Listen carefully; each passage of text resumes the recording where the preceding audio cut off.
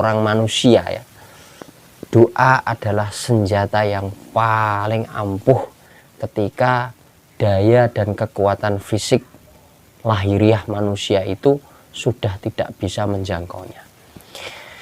Artinya di sini adalah ketika manusia itu sudah berada pada titik kepasrahan karena tidak memiliki daya. Memahami hal seperti itu, kita jadi tahu, oh ya, jadi kita tidak hanya mengharapkan burung kita mendoakan kita, tidak. Apakah kita memelihara burung perkutut itu kemudian pasti akan mendapatkan kebaikan? Belum tentu juga, semua tergantung diri pribadi kita. Assalamualaikum warahmatullahi wabarakatuh. Salam sejahtera untuk kita semua, salam rahayu sagung dumadi. Bertemu kembali bersama kami, Cah Bejo YouTube channel, saluran pemerhati sejarah, adat istiadat, dan kebudayaan Nusantara. Tentunya pada kesempatan kali ini malam hari kita berbincang masih tentang seputar burung kesayangan kita.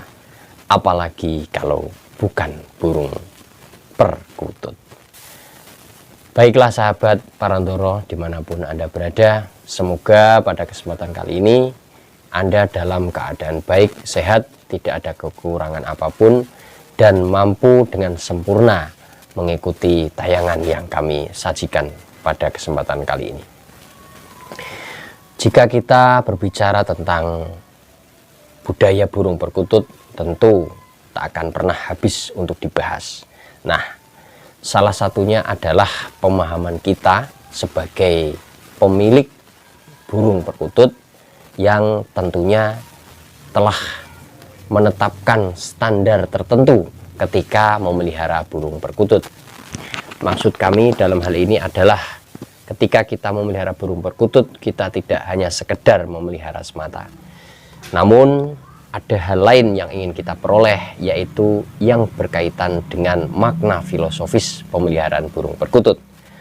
Salah satunya adalah tentang korelasi atau hubungan antara pemilik burung perkutut, kemudian burung perkutut itu sendiri, dan adanya berbagai literasi atau berbagai sumber yang mengatakan bahwa burung perkutut itu bisa mendoakan atau memberikan kebaikan bagi pemiliknya. Nah, pada malam hari ini kita akan membahas, berbincang, berdiskusi ringan namun bermanfaat, yaitu tentang apakah benar burung perkutut itu mendoakan atau memberikan kebaikan bagi pemiliknya.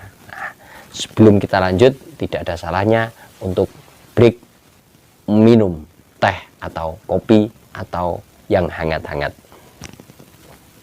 Bismillahirrahmanirrahim.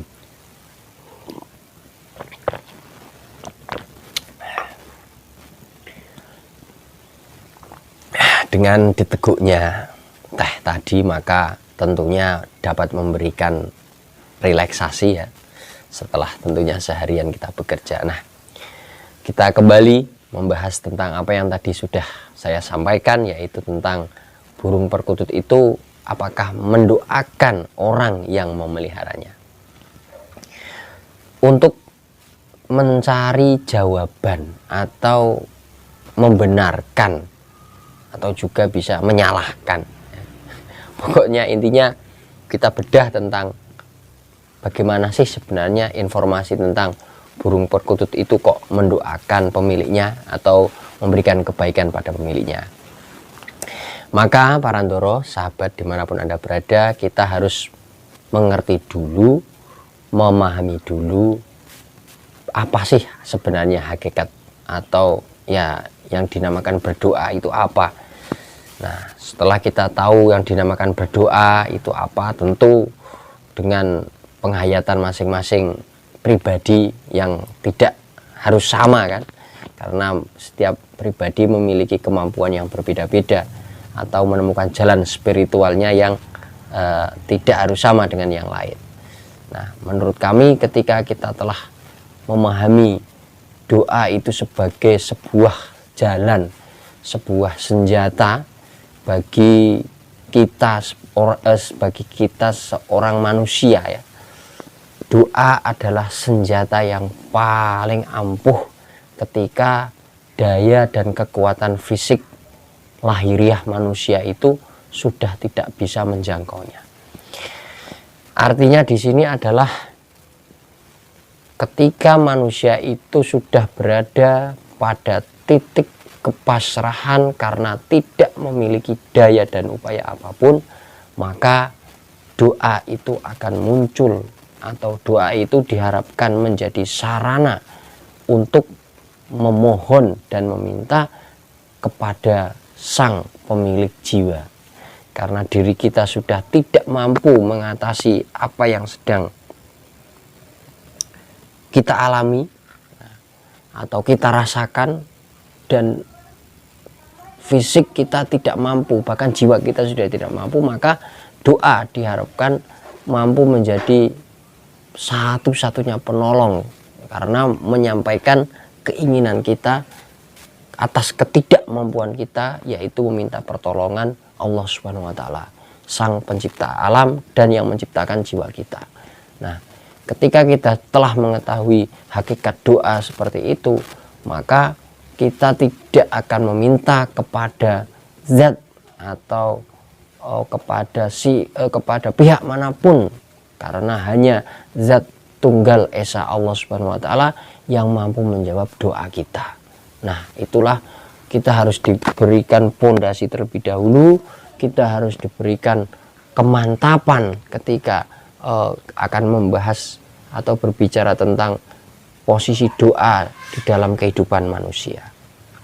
Nah, sahabat, lalu mensikapi tentang literasi atau berbagai info yang mengatakan bahwa burung perkutut itu mendoakan. Nah, itu seperti apa sikap atau posisi kita sebagai seorang yang beriman namun juga memiliki hobi burung perkutut dan mempelajari tentang kebudayaan perkutut, agar kepemilikan perkutut itu tidak membawa menuju ke kemusyrikan, menuju terhadap hal-hal yang bersifat mendewa-dewakan perkutut, namun mampu meningkatkan derajat keimanan dan ketakwaan kita.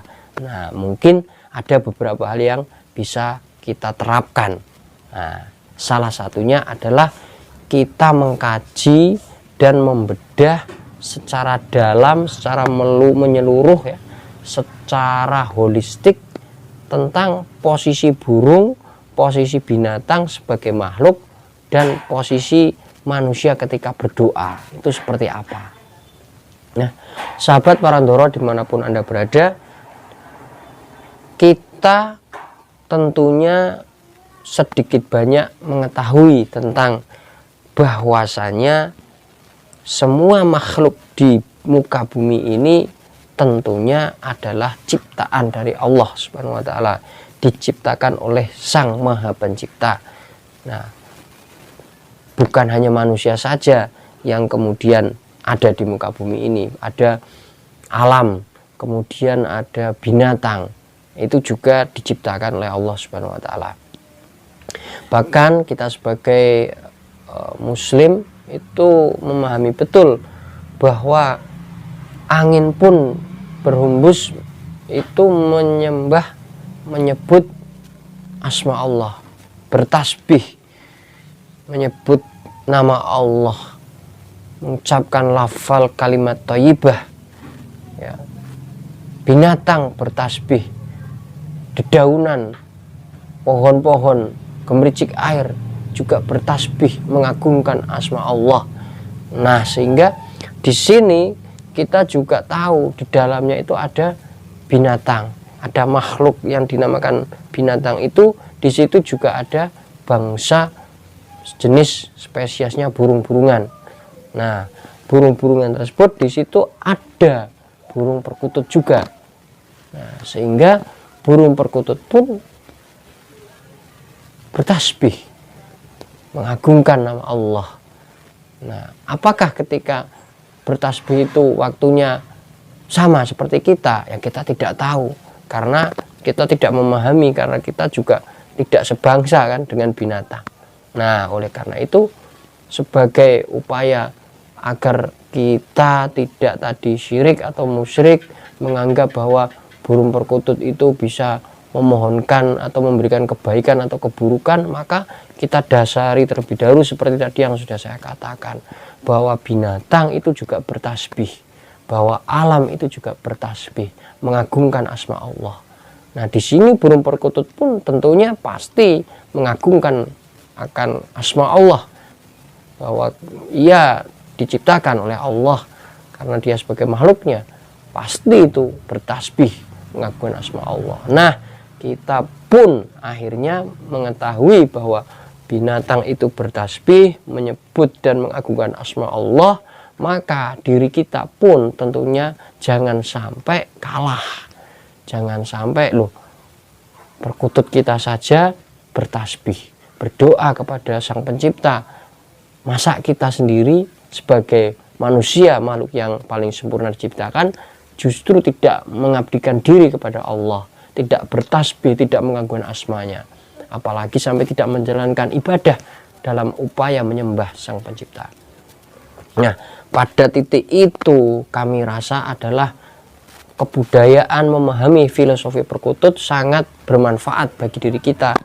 Karena apa? Tadi yang sudah kami katakan, dengan kita mengetahui bahwa binatang milik kita yang kita pelihara yaitu perkutut itu bertasbih mengagungkan nama asma Allah, maka kita juga diharapkan mampu mengevaluasi diri. Jangan sampai kita makhluk yang mulia ini justru tidak berterima kasih, bersyukur kepada Allah dengan jalan menjalankan perintahnya, menjauhi segala larangannya, dan tentunya selalu mengucapkan rasa syukur.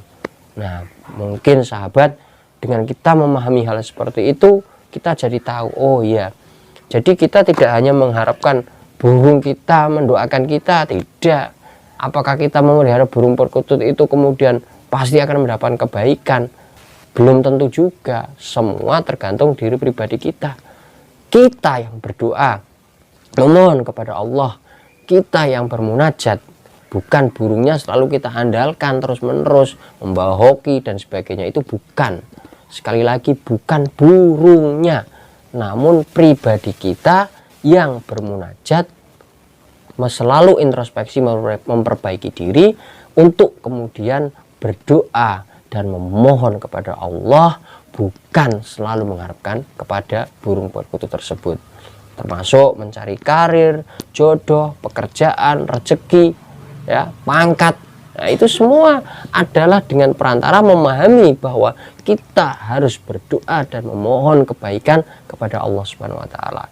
Nah, tentunya ketika mendengar burung perkutut, kita kemudian berpikir, oh iya, mungkin, nah ini sekali lagi mungkin burung saja bertasbih menyebut asma Allah, mereka bersyukur karena mereka diciptakan. Masa kita sendiri tidak melakukan hal yang seperti itu? Maka kodrat kita sebagai manusia harusnya adalah menghamba kepada Allah atas apa yang telah kita miliki. Jangan sampai kita sebagai makhluk yang mulia malah berbuat yang tidak semestinya yang telah diperintahkan oleh Allah Subhanahu wa taala. Dengan demikian, sahabat, semoga apa yang kami bahas, apa yang kita diskusikan pada kesempatan kali ini dapat memberikan manfaat. Memiliki burung perkutut tidak hanya kita mendengarkan manggungnya saja atau tidak hanya sekedar hobi, namun dapat meningkatkan kualitas derajat keimanan dan kualitas pembentukan karakter pribadi sebagai manusia yang memahami arti manggung, bukan sekedar manggung, namun manggung yang membentuk karakter manusia yang berhati lembut, selembutnya kelembutan. Parandoro dimanapun Anda berada, demikian dari kami Cabejo. Semoga apa yang kami sampaikan dapat bermanfaat. Mohon maaf apabila dalam penyampaian kami ada yang kurang berkenan, ada kata-kata yang setidaknya menyakiti baik perasaan maupun menyakiti kalangan tertentu, namun bukan itu maksud kami. Kami hanyalah menyampaikan apa yang bisa kita diskusikan, selebihnya adalah kekhilafan yang tentunya kami mengharapkan maaf dari Anda sekalian. Apabila ada koreksi, komentar, diskusi, bisa melalui kolom komentar atau bisa melalui diskusi budaya perkutut pada kontak person yang telah disediakan. Cah Bejo pamit undur diri. Assalamualaikum warahmatullahi wabarakatuh. Salam rahayu sagung dumadi. Salam lembut selembutnya kelembutan.